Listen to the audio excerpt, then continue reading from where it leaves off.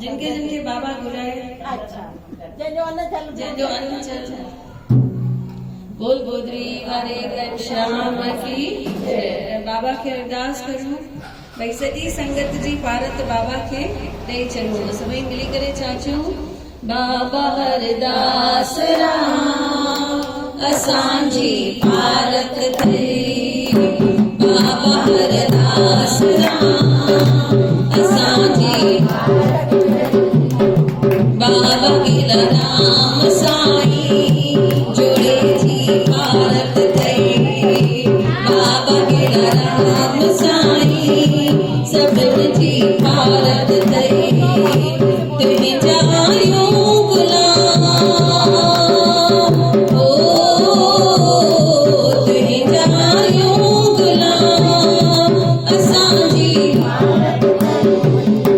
बाबा हरदास राम असांजी भारत ते बाबा गिला राम साईं असांजी भारत ते तुंहिंजे दर ते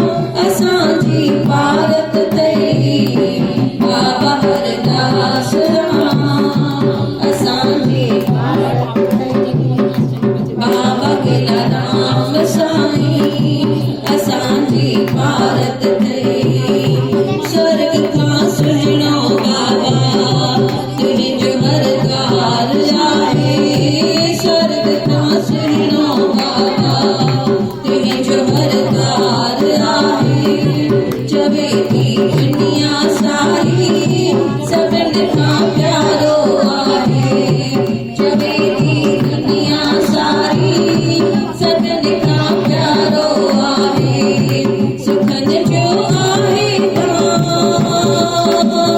ओ सुखनि जो असांजी भारत तई बाबा हरदास राम असांजी भारत तई बाबा गिलाराम साईं असांजी भारत तई बाबा हरदास राम असांजी भारत तई बोल गोदरी वाले श्याम की जय। बच्चे लोग अभी ध्यान से सुनो, मैं कुछ बता रही हूँ और फिर मैं सवाल पूछूंगी, देखो कौन जवाब देता है, ठीक है। सिंधी समझंदा आहियो ना।